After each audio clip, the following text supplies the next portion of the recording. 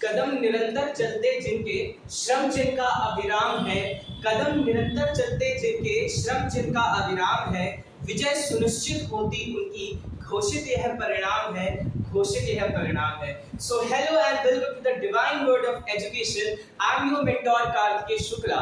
जैसा कि मैंने तुम्हें आज का ज्ञान दिया कि जैसे जैसे आप अपने कदम आगे बढ़ाते जाएंगे, ठीक है, निरंतरता करके आपको अपने कदम बढ़ाने हैं। मतलब कहीं भी ऐसा नहीं है कि आप थक के बैठे जा रहे हो, आराम करो, लेकिन ऐसा आराम भी ना करो कि दुनिया आगे निकल जाए और तुम पीछे रह जाओ।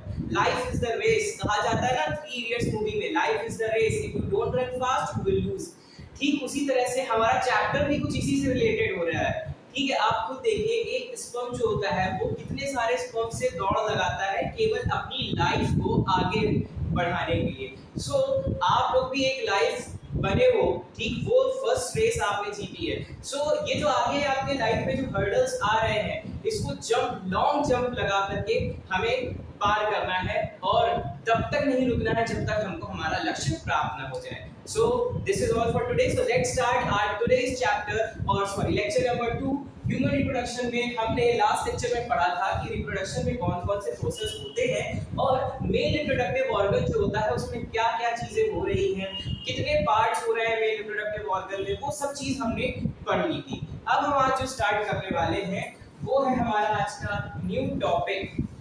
फीमेल रिप्रोडक्टिव सिस्टम भी पढ़ेंगे, आज ही पढ़ेंगे, लेकिन उससे पहले मेल रिप्रोडक्टिव ऑर्गन में 1 2 4 चीजें छूट गई हैं, तो वो भी यहाँ पर हम आज देख लेते हैं। सबसे पहले देखो कि अभी हमको सबसे पहले पढ़ना है स्पर्म के बारे में, ठीक है, स्पर्म के बारे में पढ़ना है और हम साथ में पढ़ेंगे स्पर्मेटोजेनेसिस के भी बारे में। तो जरा स्पर्म के बारे में पढ़ने से पहले जरा सीमेन के बारे में देख लेते हैं। जैसा तुमको मैंने कहा था कि मेल बॉडी से जो फीमेल के रिप्रोडक्टिव पार्ट में जा रहा है वो क्या है, तुम्हारा सीमेन है, जिसका पीएच क्या होता है, जिसका पीएच क्या होगा तुम्हारा 7.2 से 7.7, ठीक है, ये चीज ध्यान रखना। एल्कलाइन नेचर का होता है, एल्कलाइन नेचर का होता है, उसमें कौन कौन सी चीजें प्रेजेंट होंगी, एक तो तुम्हारा स्पर्म प्रेजेंट होगा प्लस सेक्रीशन ऑफ 3 ग्लैंड्स। कौन कौन सी ग्लैंड्स बताई थी, याद है कि नहीं? अगर नहीं ध्यान है तो प्रीवियस लेक्चर में जा करके उसको देखो, ठीक है। अब देखो क्या होता है, एक हेल्दी मेल में, ठीक है, कितने स्पर्म्स होंगे, 200 से 300 मिलियन ऑफ स्पर्म्स, ठीक है, या सीमेन कह लो, जो कि उसमें इस हेल्दी मेल में क्या देखा जाता है कि वो जो स्पर्म्स है उनके अंदर कम से कम 60% और 40% का यहाँ पर एवरेज बनाया जा रहा है कि 60% उनके शेप अच्छे होने चाहिए, गुड शेप के सीमेंस होने चाहिए, और 40% उनमें मोटिलिटी होनी चाहिए। मोटिलिटी कैसे होगी, टेल के मदद से होगी, ठीक है।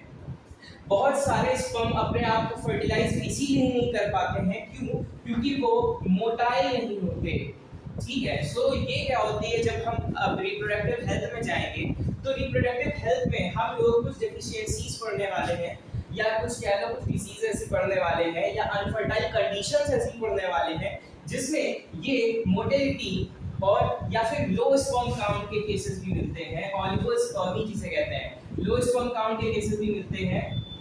तो इनके बारे में भी हम डिस्कस करेंगे हमारे नेक्स्ट चैप्टर में, जिसका नाम है रिप्रोडक्टिव हेल्थ। सो बेसिकली ये तुम्हारे सीमेन के अंदर इतनी सारी चीजें प्रेजेंट हो रही है, ठीक है। एल्कलाइन नेचर होता है, sperm plus secretion of 3 glands, ये 3 ग्लैंड्स तुमको पता होनी चाहिए, सेमिनल वेसिकल्स, बल्बोयूरेथ्रा या कॉपर ग्लैंड या फिर प्रोस्टेट ग्लैंड, ठीक है। आई बात समझ में? एक तुमको मैंने फंक्शन नहीं लिखवाया था बल्बोयूरेथ्रल ग्लैंड का, ठीक है। बल्बोयूरेथ्रल ग्लैंड जहां पे भी तुमने हेडिंग नोट की है वहां पे बल्बोयूरेथ्रल ग्लैंड का फंक्शन डाल देना, ठीक है। बल्बोयूरेथ्रल ग्लैंड का फंक्शन होता है इट lubricates the penis, ठीक है, और बल्बोयूरेथ्रल ग्लैंड म्यूकस सेक्रीट करती है, म्यूकस सेक्रीट करती है and it lubricates the पीनस।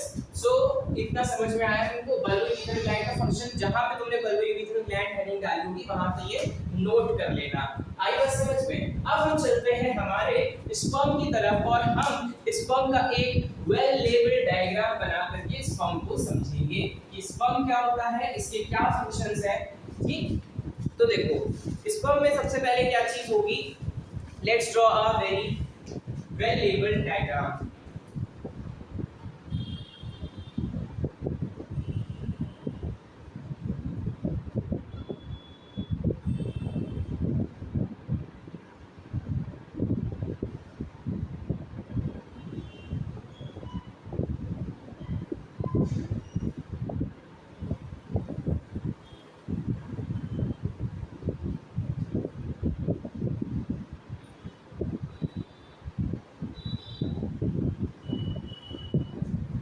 Okay, so basically this is our semen और ये कह लो ये क्या है, हमारा स्पर्म है। ठीक है, तो देखो सबसे पहले स्पर्म में क्या चीज प्रेजेंट हो रही है उसके बारे में जानते हैं। तो देखो स्पर्म में क्या चीज है तुम्हारी, ये जो 3 रीजन्स में इसको डिवाइड करा जाता है, सॉरी 4 रीजन्स में इसको डिवाइड करा जाता है। तो ये है तुम्हारा पोर्शन हेड का, ये क्या है तुम्हारा हेड है। फिर ये पोर्शन जो देख रहे हो ये क्या है तुम्हारा नेक है, ये क्या है नेक। फिर ये जो पार्ट देख रहे हो यहां से लेकर यहां तक का, इसको कहते हैं मिडिल पीस। क्या कहते हैं, मिडिल पीस। और फिर ये जो तुम्हारी है ये क्या है, टेल है, ये क्या है टेल है। सो ये तुम्हारा स्पर्म होता है। स्पर्म में तुम्हारे ये क्या प्रेजेंट होगा अंदर की तरफ, ये है तुम्हारा न्यूक्लियस। ये क्या है, न्यूक्लियस। स्पर्म भी एक सेल है तो ऑब्वियसली इसके पास क्या होगा, न्यूक्लियस होगा। ठीक है, और देखो ये तुम्हारे 2 एंड्स हैं, अभी बताते हैं ये कौन से एंड्स हैं। फिर यहाँ पे स्पाइरल शेप में क्या प्रेजेंट है तुम्हारा, ये डीएनए नहीं है, ये क्या है, ये है माइटोकॉन्ड्रिया। ये क्या प्रेजेंट है तुम्हारा, माइटोकॉन्ड्रिया। ये क्या है, माइटोकॉन्ड्रिया है। उसके बाद ये वाला जो पोर्शन है ये तुम्हारा टेल है। ठीक, अब देखो ये जो तुमको 2 होल जैसे स्ट्रक्चर्स दिख रहे हैं, ठीक, इसमें देखो इसको इसका नामकरण कैसे किया जाएगा। देखो इसको माइटोकॉन्ड्रिया को थोड़ा सा नीचे बना दे ताकि दिख जाता है। देखो ये जो पाई है ये माइटोकॉन्ड्रिया है। ये वाला पोर्शन जो होता है ये है तुम्हारे दोनों सेंट्रियोल्स। ये क्या है, सेंट्रियोल्स है। ये क्या है तुम्हारे सेंट्रियोल्स है। लेकिन जो नीचे वाला सेंट्रियोल है ये तुम्हारा है डिस्टल सेंट्रियोल। ये क्या है तुम्हारा डिस्टल सेंट्रियोल। और ये जो ऊपर वाला है ये तुम्हारा है प्रॉक्सिमल सेंट्रियोल। तुमको मैंने बताया हुआ है कि सेंट्रियोल्स जो, सेंट्रियोल छोड़ो, ये प्रॉक्सिमल और डिस्टल की बात की थी कि जो न्यूक्लियस के पास है वो प्रॉक्सिमल कहलाते हैं और जो दूर के लिए यूज किया जाता है तो उनको डिस्टल कहलाते हैं। ठीक है, तो ये तुम्हारे प्रॉक्सिमल सेंट्रियोल है और ये तुम्हारे डिस्टल सेंट्रियोल है। अब जरा इनके फंक्शंस देखते हैं। सबसे और एक चीज और ध्यान रखना, ये जो न्यूक्लियस है यहाँ पे देखो हेड रीजन पे यहाँ पर लगी होती है एक्रोसोमल कैप या फिर एक्रोसोम कह लो, एक्रोसोमल कैप, या तो इनको हम क्या कहते हैं, एक्रोसोम कहते हैं। क्या कहते हैं इनको, एक्रोसोम कहते हैं। ये एक्रोसोमल कैप या फिर एक्रोसोम्स होते हैं, इनका फंक्शन भी होता है। अभी हम आगे बढ़ते हैं तो पढ़ते पढ़ेंगे। ठीक है, अब देखो एक चीज ये ध्यान रखना, चलो फंक्शंस भी नोट कर लेते हैं। ये जो तुम्हारे एक्रोसोमल कैप या एक्रोसोम होंगे ये क्या करते हैं, they breaks the wall of ovum. ठीक है, ये क्या करेंगे, ओवम की वॉल को तोड़ेंगे तुम्हारे एक्रोसोम। ठीक है, कैसे यूज होगा ये सारा प्रोसेस हम फर्टिलाइजेशन में पढ़ने वाले हैं। फिर ये जो प्रॉक्सिमल सेंट्रियोल है केवल इतना पोर्शन अंदर ओवम के अंदर जाता है, क्या लिखेंगे इसमें, गो इनसाइड द या एंटर्स इनसाइड द ओवम। ठीक है, फिर ये जो डिस्टल सेंट्रियोल वाला पार्ट देख रहे हो, तो डिस्टल सेंट्रियोल का फंक्शन क्या होगा कि it helps in the formation of tail, ठीक, it helps in the formation of tail। फिर ये जो माइटोकॉन्ड्रिया में तुम ये स्पाइरल वाला स्ट्रक्चर देख रहे हो कि जो स्पाइरल अरेंजमेंट है, इस स्पाइरल अरेंजमेंट को कहते हैं नेबर्नकर्न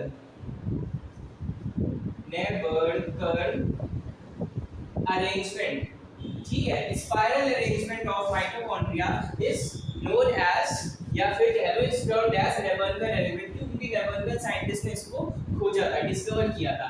फिर अब देखो माइटोकॉन्ड्रिया का फंक्शन क्या होता है, तुम बचपन से एक लाइन रट्टू तोते की तरह पढ़ते चले आ रहे हो माइटोकॉन्ड्रिया के लिए कि mitochondria is the power house of the cell, ठीक है। Mitochondria is the power house of the cell. अब स्पर्म भी तो एक सेल ही है, ठीक है। अब इसका मतलब स्पर्म की टेल में क्या करना है, मूवमेंट होना होगा, बहुत तेज मूवमेंट होता है, स्पर्म का मूवमेंट बहुत तेज होता है due to reason of this tail, ठीक है। तो यानी कि माइटोकॉन्ड्रिया क्या करती है, माइटोकॉन्ड्रिया प्रोवाइड्स एनर्जी या सप्लाई एनर्जी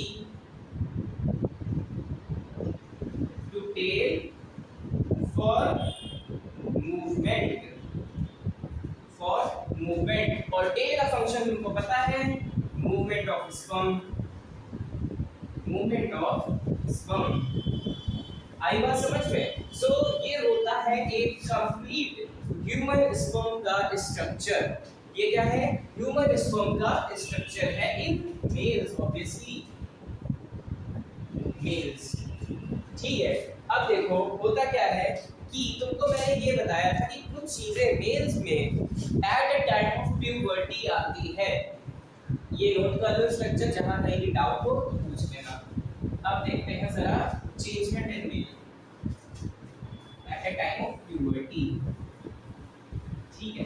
उससे पहले जरा ये देखो, तुमको पता है, तुमको क्या पता है, अब बता रहे क्या पता है तुमको, ठीक है।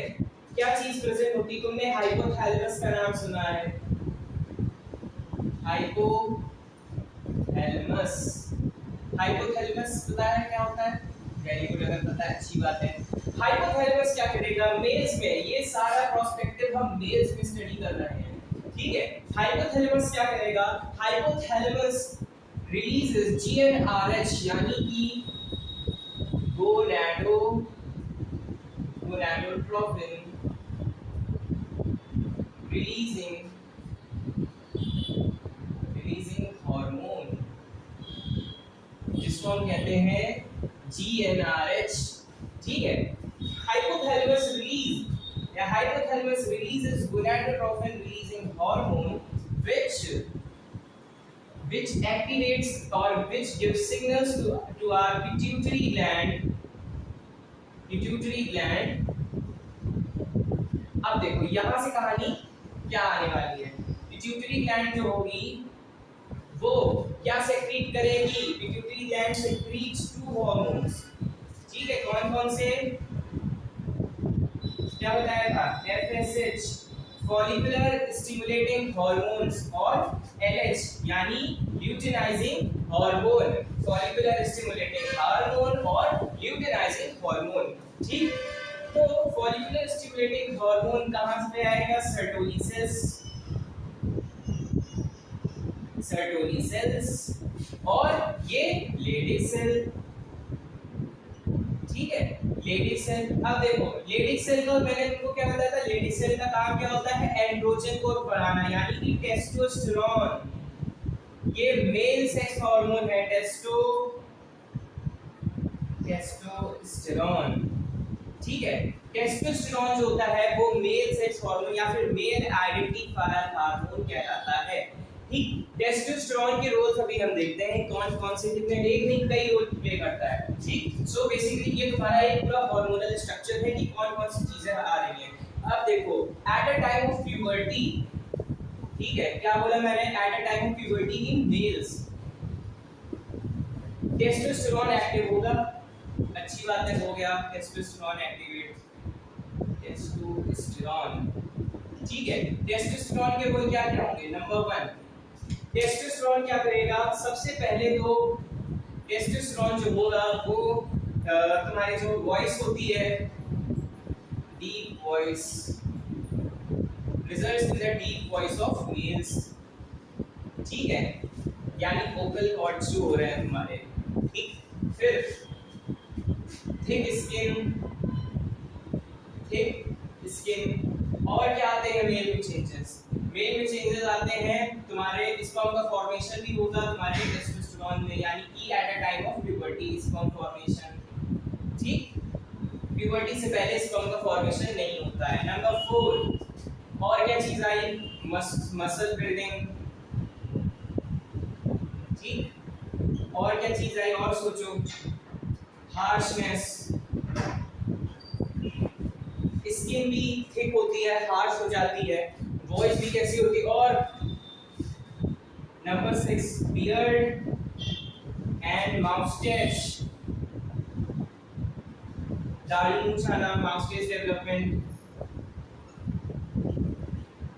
और हाइट, और कुछ आया, हाँ, लिपिडो, लिपिडो का मतलब होता है सेक्सुअल डिजायर, ठीक, सेक्सुअल डिजायर। और 9 नंबर सबसे बड़ी चीज, अब देखो तुमको एक बार मैंने ये बताया था कि फीमेल्स के कंपैरिजन में मेल्स में आरबीसीज की संख्या ज्यादा होती है, सो वो भी किसकी वजह से हो रही है, टेस्टोस्टेरोन की वजह से हो रही है, तो आरबीसी हायर, ठीक, आरबीसीज की संख्या ज्यादा हो रही, तो ये सारी चीजें एक मेल में आती हैं ड्यू टू टेस्टोस्टेरोन और eight a time of puberty. Puberty की एज कितनी बताई गई है, एडोलेसेंस की एज कितनी होती है, मोस्ट प्रोबेबली 12 टू, आगे हमारी प्यूबर्टी जो चल रही तुम्हारी कह सकते हो 21 22, वो सारी एजेस है, इन सब में, इन सारी एजेस में तुम्हारी पूरी मेल बॉडी में इतने सारे चेंजमेंट आने वाले हैं, ठीक है। सो ये था तुम्हारा टेस्टोस्टेरोन। अब हम चलते हैं हमारा नेक्स्ट प्रोसेस जो है स्पर्मेटोजेनेसिस। क्या है, स्पर्मेटोजेनेसिस।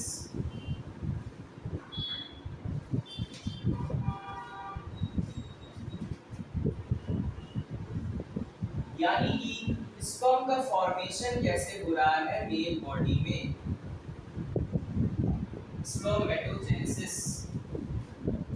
डेफिनेशन नोट डाउन करो, डेफिनेशन क्या होगी, formation of sperm from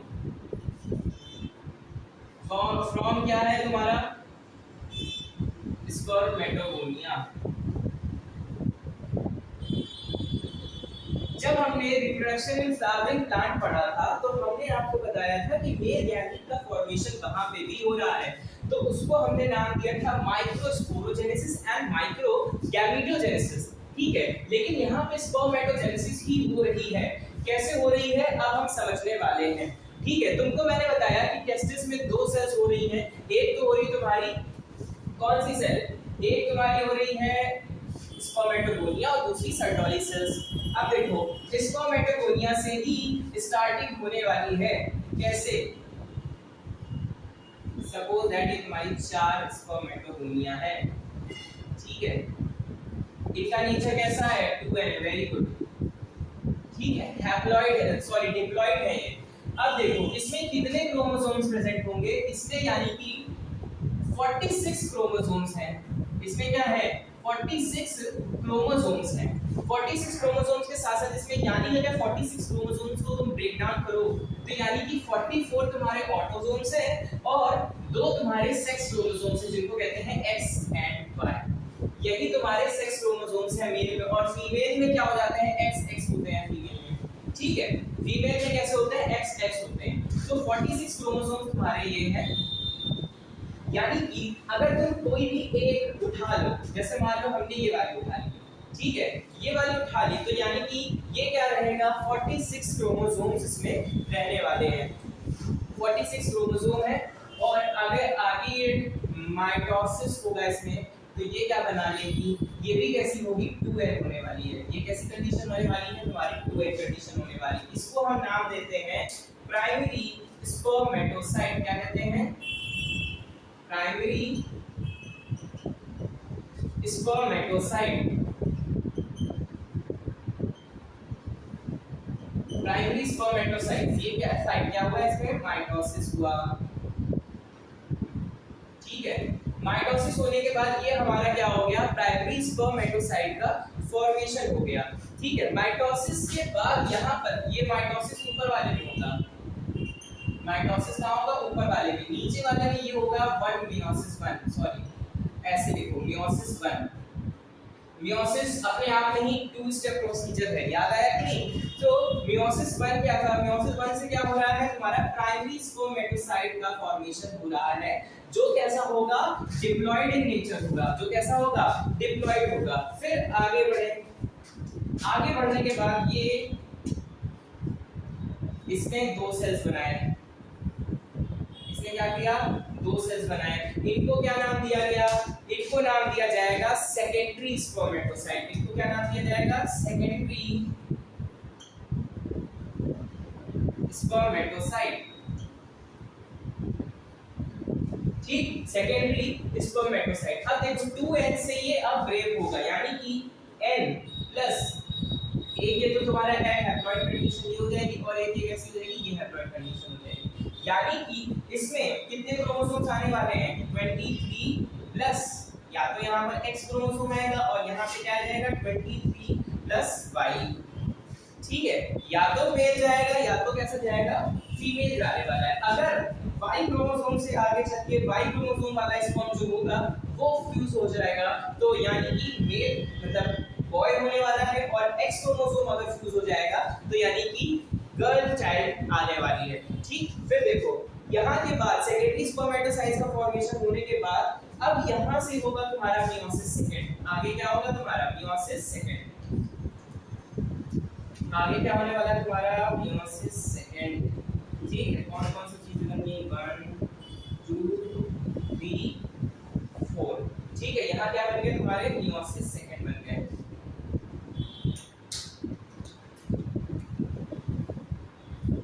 meiosis second हुआ और तुम्हारे 4 और ये डिवाइड हो गए।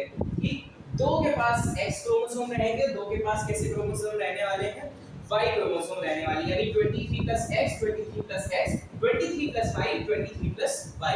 यहाँ पे भी फर्दर कंडीशन आगे प्रोसीड हो रही है।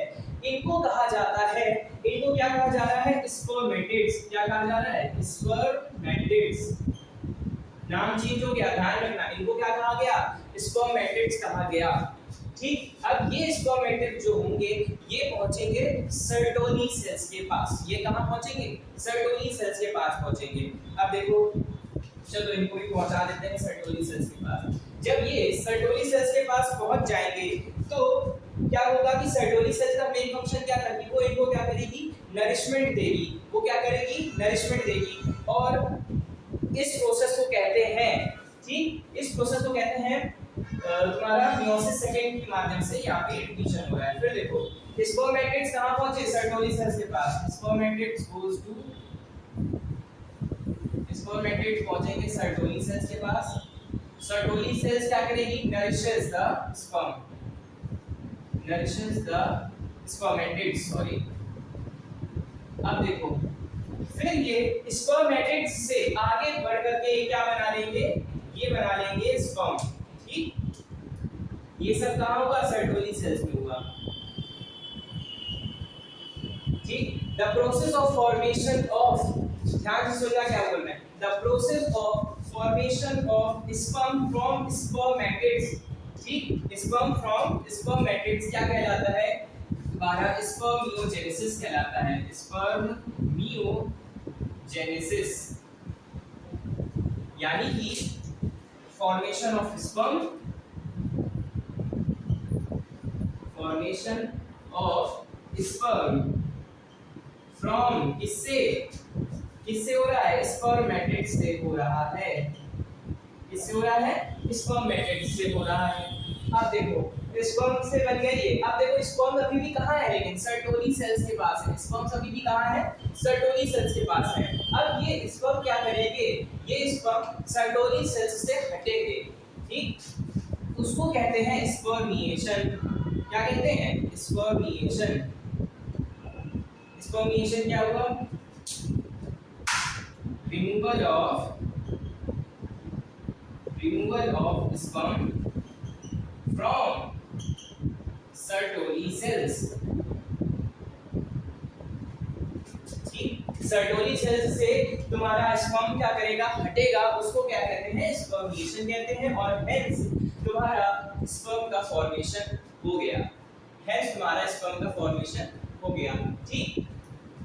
ये जो फेज होती है यहां से यहां तक की, इसको कहते हैं डिफरेंशिएशन, डिफरेंशिएशन, ठीक है। और जब तुम्हारा स्पर्म वहां से, मतलब यहां से तुम्हारा स्पर्म एंडेड, जिससे तुम्हारे स्पर्म सारे मैच्योर हो करके सर्टोली सेल से निकल रहे हैं, तो ये फेज होती है तुम्हारी मैच्योरेशन फेज, ठीक, आई बात समझ में। So this is all about sperm, spermatogenesis. जब भी कभी एग्जाम में आए तो पूरी ऐसे लाइफ साइकिल पूरी स्पर्म की बना करके सारी चीजें लिखने वाले हो। एक बार फिर से इसको रिवाइज कर लेते हैं कि जो तुम्हारे स्पर्मेटोगोनिया की, इसको फिर दिखानी चाहिए, ये क्या है, तुम्हारी स्पर्मेटोगोनिया है, ये क्या है, तुम्हारी स्पर्मेटोगोनिया। जब इनका माइटोसिस हो रहा है तब ये क्या बना रही है, सेकेंड प्राइमरी स्पर्मेटोसाइट। फिर इनका मियोसिस वन से जब होगा तो क्या बनेगा, सेकेंडरी स्पर्मेटोसाइट। प्राइमरी स्पर्मेटोसाइट कैसी थी, डिप्लॉइड थी, और फिर ये कैसी बन जाएंगी, हैप्लॉइड बन जाएंगी।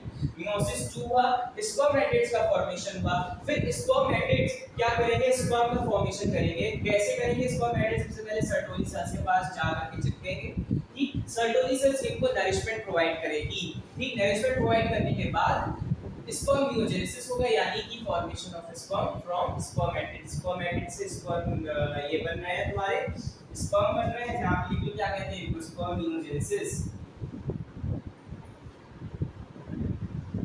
ठीक है। फिर रिमूवल ऑफ स्पर्म होगा, सर्टोली सेल से स्पर्म हटेंगे, उनको कहते हैं स्पर्मिएशन। और फिर तुम्हारा क्या होगा, स्पर्म जो होगा eight a time of sexual intercourse वो पीनस से बाहर चला जाएगा।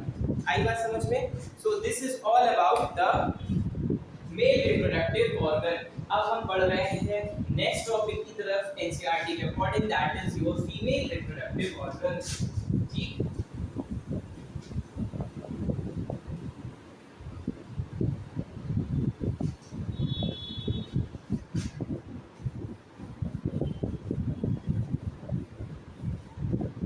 Like I said, male reproductive organ की तरह ही फीमेल रिप्रोडक्टिव ऑर्गन में भी 4 चीजें हमारे होने वाली हैं। कौन कौन सी वो 4 चीजें जरा हम देखने वाले हैं, ठीक। हेडिंग डाल लो, फीमेल रिप्रोडक्टिव ऑर्गन। क्या है, female reproductive organ.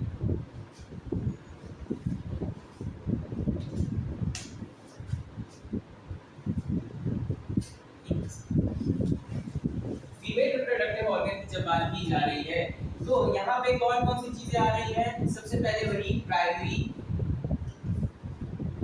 Reproductive organ, ठीक है।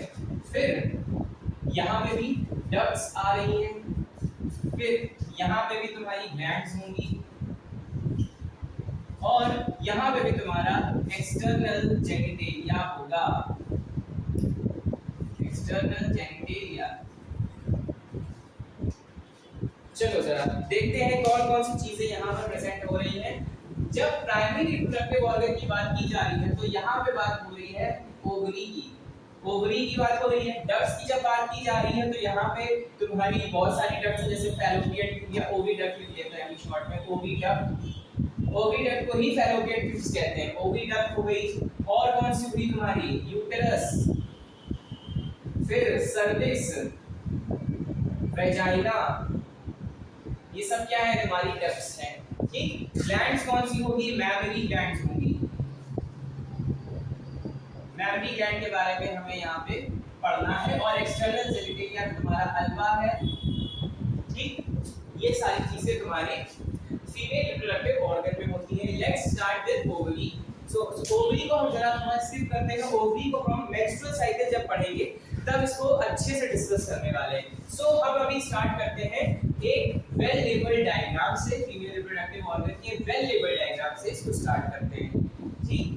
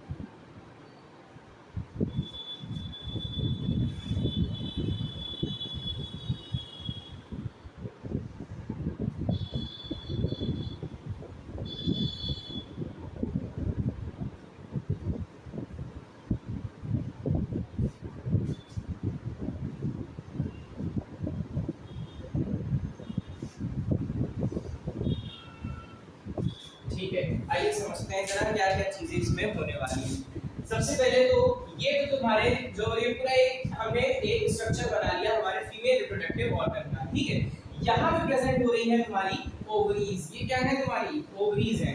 ठीक है, मेंशन करते जाना, ये क्या है? तुम्हारी ओवरीज है। ठीक, फिर देखो ये जो तुम्हारी है, ये देख रहे हो जो पोर्शन है, ये है तुम्हारे फैलोपियन ट्यूब।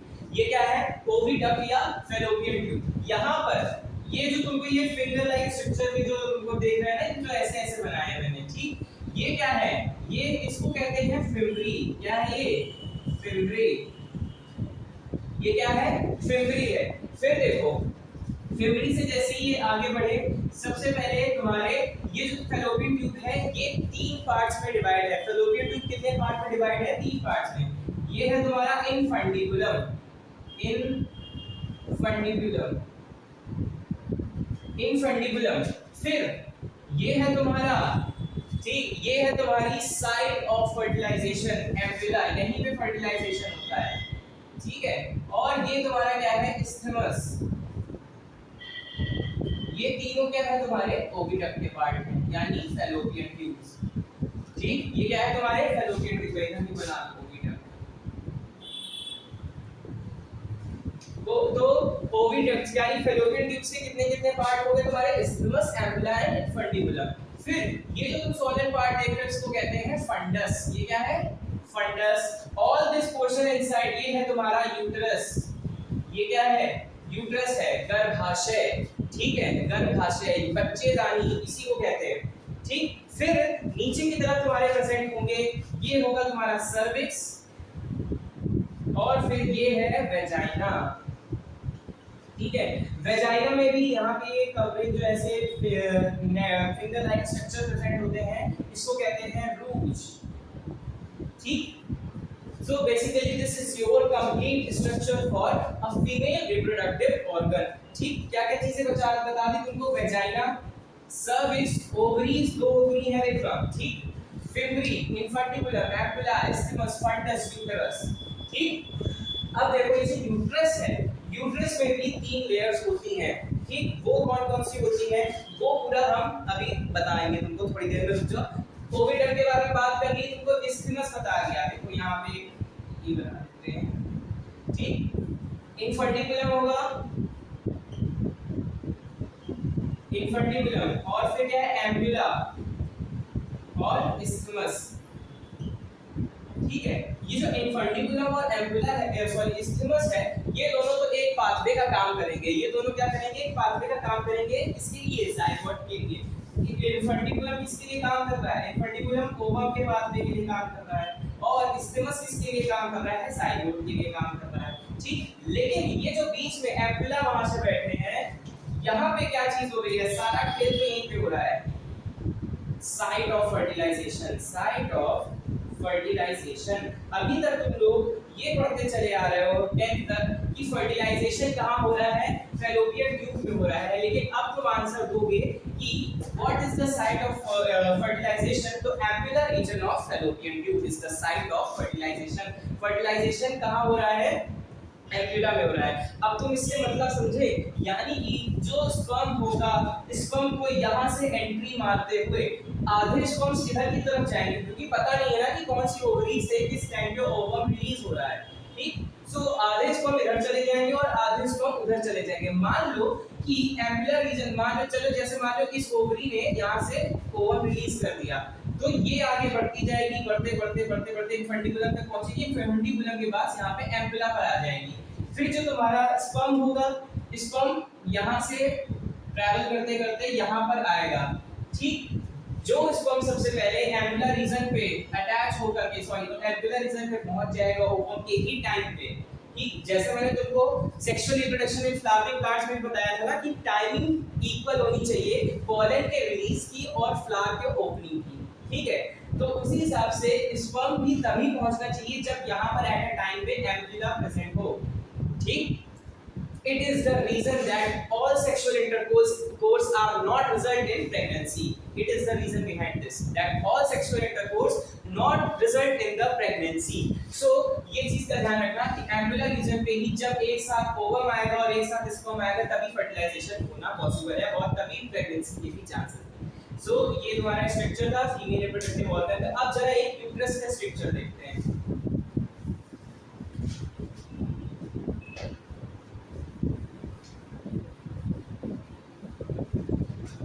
यूट्रस का स्ट्रक्चर जरा देखते हैं। अब पूरा वैसा डायग्राम ही बनाएंगे,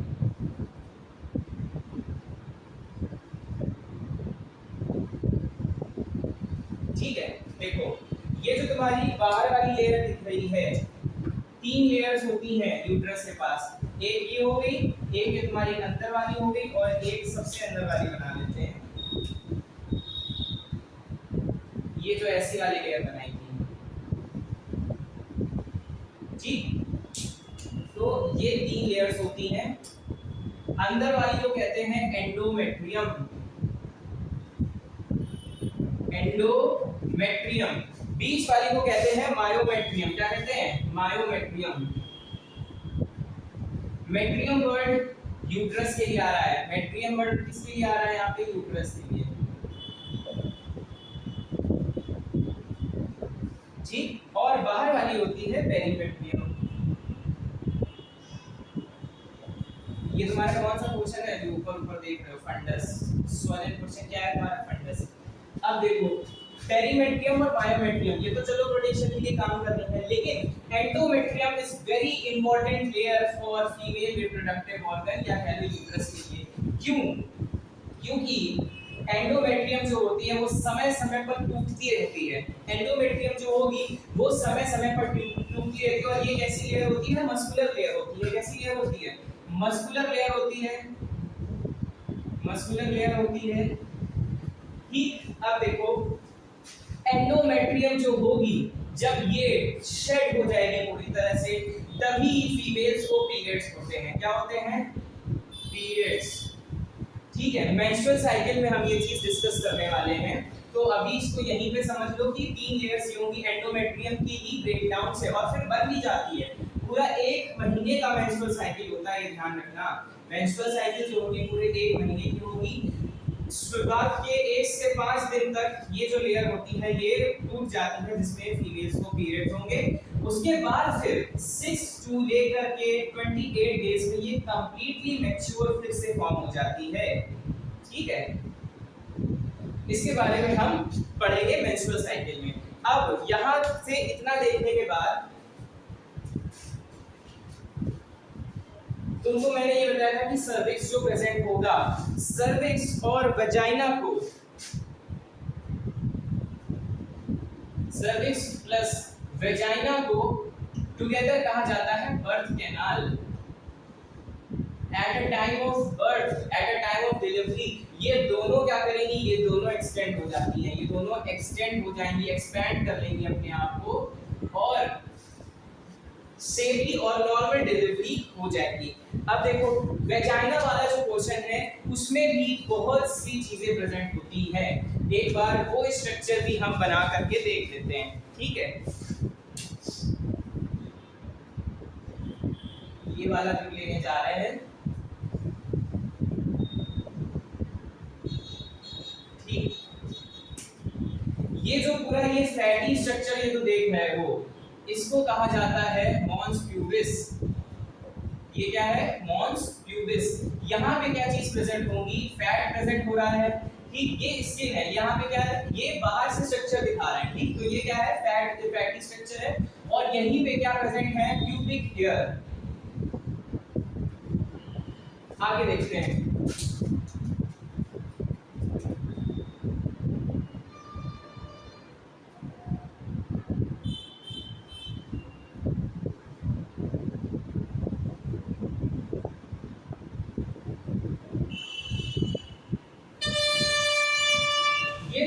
ये वाला स्ट्रक्चर देख रहे हो इसको कहते हैं लेबिया मेजोरा। ये क्या है, लेबिया मेजोरा। ये भी एक फ्लैशी फोल्ड है, मतलब स्किन का फ्लैशी फोल्ड है, फ्लैशी फोल्ड ऑफ स्किन। और यहाँ पे भी प्यूबिक हेयर्स प्रेजेंट है, ठीक है। यहाँ पे भी क्या प्रेजेंट है, प्यूबिक हेयर्स प्रेजेंट है। उसके बाद इसके अंदर वाला स्ट्रक्चर होता है वो ब्लू से चलो बना देते हैं।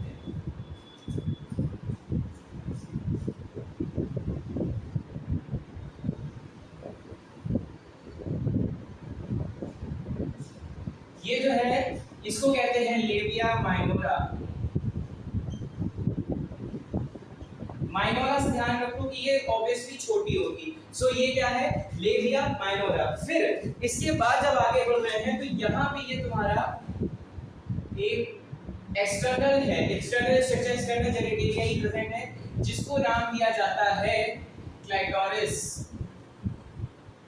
इसको क्या नाम दिया जाता है, क्लाइटोरिस। उसके बाद यहाँ पे प्रेजेंट होती है यूरिन के लिए, पासिंग आउट ऑफ यूरिन। यहाँ पे क्या प्रेजेंट है तुम्हारा, यानी यूरिथ्रा प्रेजेंट है।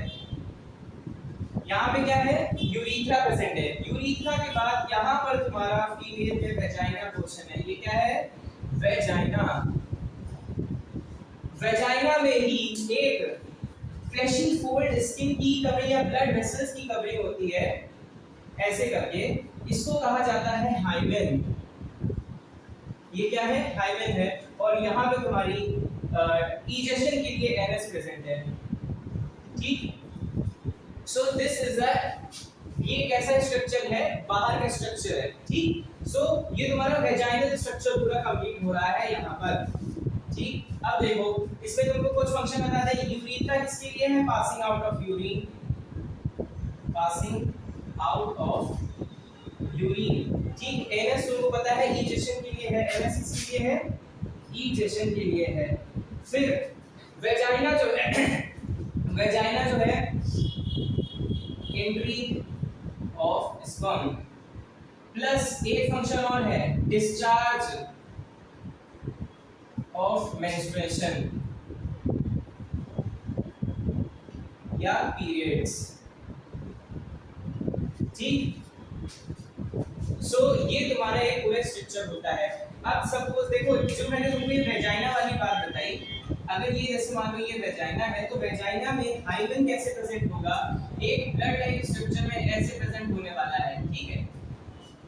अब देखो ये जो तुम्हारा समाज है इसमें एक बहुत ही गलत मेंटालिटी भरी गई है, या कह दो भरी है, कि breaking of hymen is proof for the virginity of a female, but this is a myth। ये केवल एक फालतू की बातें हैं। जो तुम्हारी हाइमेन है ये ब्लड वेसल्स की बनी हुई है और बहुत ही नाजुक होती है। कई बार क्या होता है पीरियड्स में भी जब ब्लड बहुत तेजी से प्रेशर के साथ बाहर निकलता है तब भी ये ब्रेक डाउन हो सकती है और बहुत ही पतली स्किन होती है, पतली सी लेयर होती है। ये कई बार हॉर्स राइडिंग स्पोर्ट्स वुमेन जो मोस्टली होती हैं जिसमें जर्क लगता है, सो तब ये क्या होता है, ये ब्रोक डाउन हो जाती है इजीली। सो ये एक केवल समाज की मानसिकता है। सो तुम्हारी एनसीईआरटी में भी ये लाइन मेंशन है दैट breakdown of hymen या breaking of hymen is not the result of any sexual experience of a female. So ये सारी चीजें बात की बातें हैं, तो इस पे दिमाग नहीं लगाना है। सो बेसिकली ये तुम्हारा पूरा एक फीमेल रिप्रोडक्टिव ऑर्गन का 3 डायग्राम मैंने तुमको बताए हैं। एक तो फीमेल रिप्रोडक्टिव ऑर्गन में कौन कौन से पार्ट्स होते हैं, साथ ही मैंने तुम्हें बताया कि यूट्रस में कौन कौन सी लेयर्स होंगी, और फिर हमने तुमको ये बताया कि तुम्हारा ये जो आउटर स्ट्रक्चर और वेजाइनल स्ट्रक्चर है उसमें क्या क्या चीजें हो रही हैं। सो basically this is all for today. I hope तुमको ये सब चीज अच्छे से समझ में आ गई होगी। ना समझ में आए तो कमेंट सेक्शन में बेशक पूछो। नेक्स्ट लेक्चर में हम क्या पढ़ने वाले हैं उसको एक बार देख लो। नेक्स्ट लेक्चर में हम ओवरीज का स्ट्रक्चर पढ़ेंगे। नेक्स्ट लेक्चर में हम ओजेनेसिस पढ़ने वाले हैं, ओजेनेसिस। नेक्स्ट लेक्चर में हम मेंस्ट्रुअल साइकिल भी पढ़ेंगे, ठीक है। नेक्स्ट लेक्चर में हम ये चीज पढ़ने वाले हैं। ये बहुत ही कॉम्प्लिकेटेड चीज है, स्पेशली ये जो ओजेनेसिस और मेंस्ट्रुअल साइकिल, ये दोनों बहुत ही कॉम्प्लिकेटेड होने वाली है तुमको पढ़ने के लिए। सो basically this is all for today. मन लगा के पढ़ो, ऐसे ही हंसते रहो, मुस्कुराते रहो। Thank you and do not forget to like, share and subscribe the divine word of education. Thank you so much.